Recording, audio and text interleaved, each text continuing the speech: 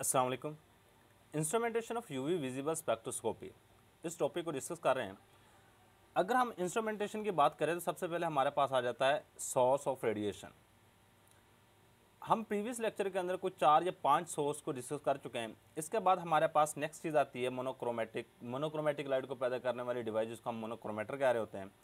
इसके बाद हमारे पास सेल आ जाता है, सेल के बाद डिटेक्टर आता है। आज जो हमने चीज़ डिस्कस करनी है वो मेनली रेडिएशन डिटेक्टर है। ये काफ़ी ज़्यादा इंपॉर्टेंट टॉपिक है। प्रीवियस ईयर में देखा जाए तो इसके रेलेवेंट लॉन्ग क्वेश्चन भी आ चुके हैं, शॉर्ट क्वेश्चन भी आ चुके हैं। लॉन्ग क्वेश्चन कुछ इस तरीके से पूछा जा सकता है कि explain the radiation detector which we use in UV visible spectroscopy. Radiation detector को एक्सप्लेन कर दो जो यूवी विजिबल स्पेक्ट्रोस्कोपी के अंदर इस्तेमाल हो रहे होते हैं। पहला लॉन्ग क्वेश्चन अगर शॉर्ट आया तो एक स्पेसिफिक डिटेक्टर को दे देगा, वो कहेगा इसकी वर्किंग एक्सप्लेन कर दो या इसकी कंस्ट्रक्शन को एक्सप्लेन कर दो, या फिर वो कहेगा राइट डाउन द नेम, सिर्फ नेम कहेगा कि यू विजिबल स्पेक्ट्रोस्कोपी के अंदर जो डिटेक्टर हम इस्तेमाल कर रहे होते हैं उसके सिर्फ और सिर्फ नाम लिख दो। पूरी एक्सप्लेन नहीं करना, सिर्फ नाम लिखने। सही है। सो हमारे पास सबसे पहली बात, सबसे इंपॉर्टेंट बात कि रेडिएशन डिटेक्टर होता क्या है, मुख्तलिफ टाइप्स कौन सी, हर एक टाइप की एक्सप्लेनेशन करेंगे। चलिए जी, हमारे पास सबसे पहले डेफिनेशन लिख लेते हैं। Radiation detector is a device ये एक ऐसी डिवाइस है विच इज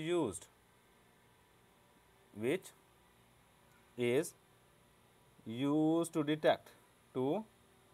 डिटेक्ट लाइट। ये लाइट को डिटेक्ट करें। सही है। लाइट की इंटेंसिटी को भी डिटेक्ट कर सकता है या फिर सिर्फ लाइट को डिटेक्ट करे, इसको हम नाम दे रहे होते हैं रेडिएशन डिटेक्टर। ये हमारे पास क्या है, रेडिएशन डिटेक्टर। अब जो मेन चीज़ आ जाती है, हमारे पास कौन कौन से डिटेक्टर यूवी विजिबल स्पेक्ट्रोस्कोपी के अंदर इस्तेमाल हो रहे हैं। सबसे पहली बात उनका नाम है। सबसे पहला जो डिटेक्टर है जो यूवी विजिबल स्पेक्ट्रोस्कोपी के अंदर यूज़ हो रहा है वो है फोटोवोल्टिक सेल। पहला कौन सा है जी, फोटोवोल्टिक सेल। सेकंड नंबर पे जो डिटेक्टर मौजूद है ये हमारे पास फोटो ट्यूब। क्या है, फोटो ट्यूब। नाम सिर्फ अभी देखो, बाकी एक्सप्लेनेशन बाद में देखेंगे, कंस्ट्रक्शन देखेंगे, वर्किंग किस तरह करते हैं, ये सारी की सारी चीज़ें बाद में हम चेक करेंगे। इसके बाद जो नेक्स्ट डिटेक्टर है यह है photo multiplier tube. Next detector है फोटो मल्टीप्लायर ट्यूब। इसके बाद जो लास्ट वाला डिटेक्टर हमने डिस्कस करना ये है semiconductor detectors.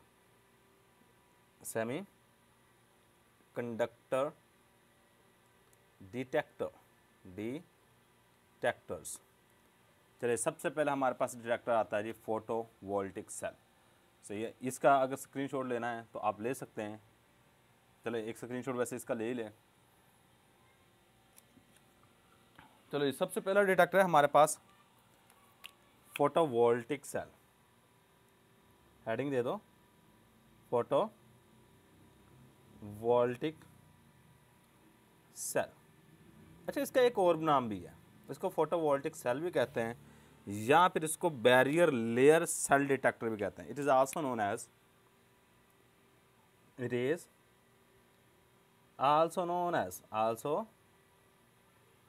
As barrier layer. अब बैरियर लेयर का मतलब क्या है ये अभी हम डिस्कस कर लेंगे। Barrier layer cell detector. अब सबसे पहले हम इसकी कंस्ट्रक्शन की बात करते हैं कि हमारे पास फोटोवोल्टिक सेल किस तरह का होता है। हेडिंग दे दो, कंस्ट्रक्शन। ये बना किन किन चीज़ों के मिलने से होता है। सबसे पहली बात जो आपने याद रखनी है, हमारे पास एक सेमीकंडक्टर होता है। ये हमारे पास सेमीकंडक्टर है।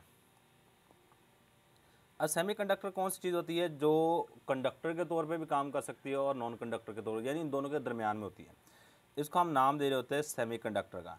और यहाँ पे जो हम चीज़ यूज़ कर सकते हैं सेमीकंडक्टर के तौर पे वो अमूमन सेलेनियम यूज़ की जाती है या फिर इसके साथ साथ क्यूपिक ऑक्साइड भी इस्तेमाल किया जाता है। यहाँ पे हम सेलेनियम और Cu2O क्यूपिक ऑक्साइड्स, क्लोराइड कह रहा हूँ, क्यूपिक ऑक्साइड। इसके बाद हमारे पास 2 इलेक्ट्रोड लगे होते हैं। एक इसके नीचे इलेक्ट्रोड लगा होता है, ये मेटल का बना होता है, एक इसके ऊपर इलेक्ट्रोड लगा होता है। इलेक्ट्रोड का मतलब क्या है, हमने इसको बैटरी के साथ कनेक्ट किया होता है। एक इसके ऊपर लगा होता है इलेक्ट्रोड। ये हमारे पास 2 इलेक्ट्रोड की कोटिंग की होती है। अब इन 2 इलेक्ट्रोड, ये वाला जो नीचे वाला इलेक्ट्रोड है ये अमूमन आयरन का या फिर कॉपर का बना होता है। ये किसका बना था, आयरन और कॉपर का बना होगा।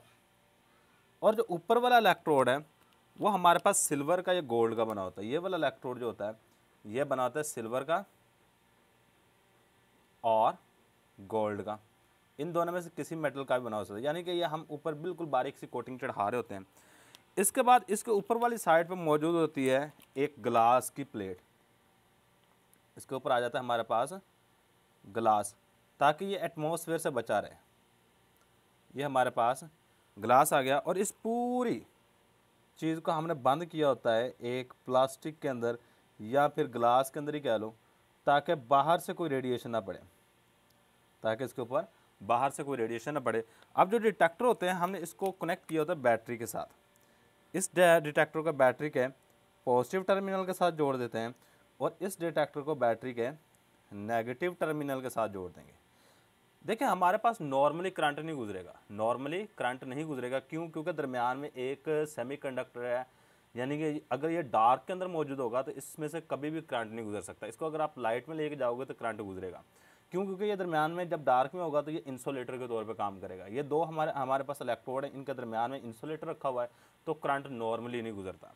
चलिए जी कंस्ट्रक्शन की बात कर लेते हैं। कंस्ट्रक्शन यही बात हम यहाँ पे सारी की सारी लिखेंगे। Photovoltaic cell is consist of, photovoltaic cell is consist of ये किन किन चीज़ों पे मुश्तमिल होता है उनके नाम सिर्फ लिखने हैं। सबसे पहली बात हमारे पास a metal plate, a metal electrode, एक मेटल इलेक्ट्रोड होता है जो किसका बना होता है। चलो जी मैं यहाँ metal electrode made up of iron और कॉपर, आयरन और कॉपर, जो आयरन या फिर कॉपर का बना होगा। इसके बाद सेकंड नंबर पे हमारे पास मौजूद है सेमीकंडक्टर मटेरियल। अ सेमीकंडक्टर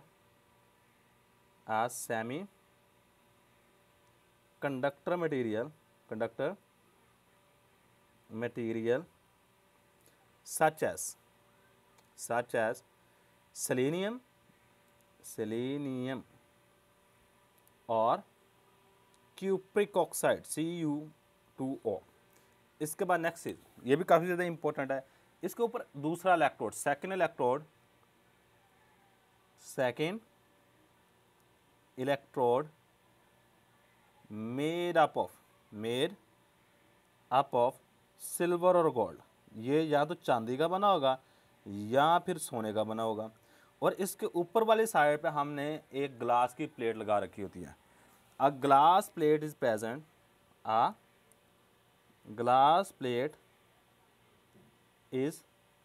प्रेजेंट, ये मौजूद होती है अबव द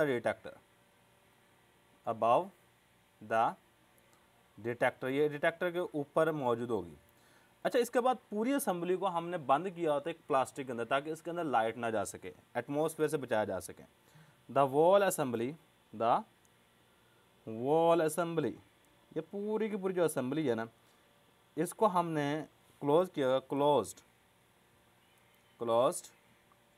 इन प्लास्टिक, ताकि हमारे पास बाहर से कोई लाइट ना आए। जो लाइट पड़े वो आपके रेडिएशन जो सेल के अंदर से आ रही है वही इसके ऊपर पड़े।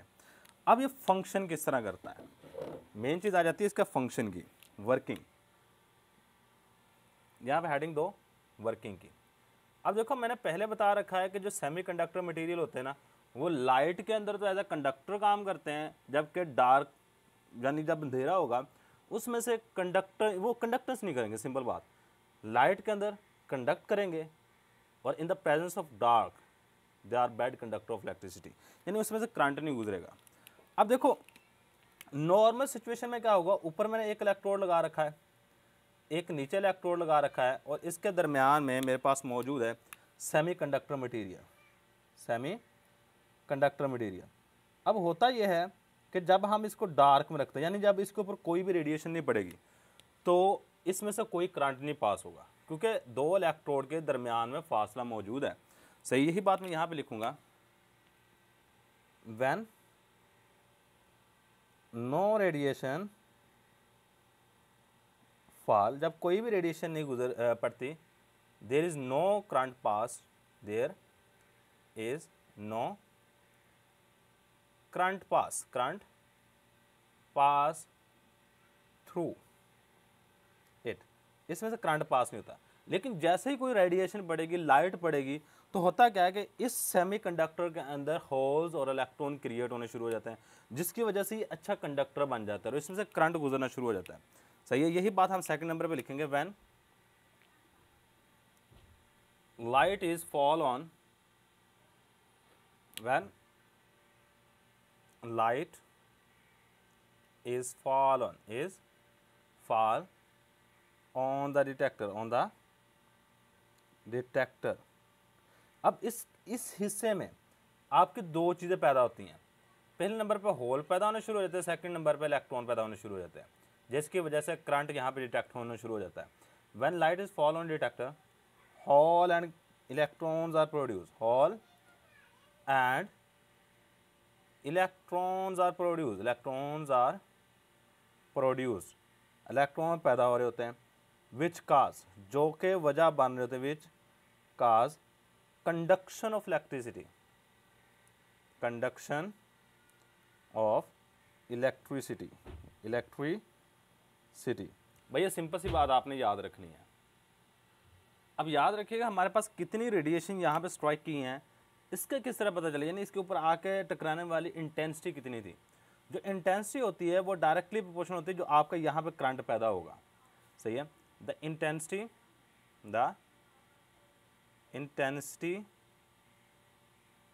Of radiation is directly proportional to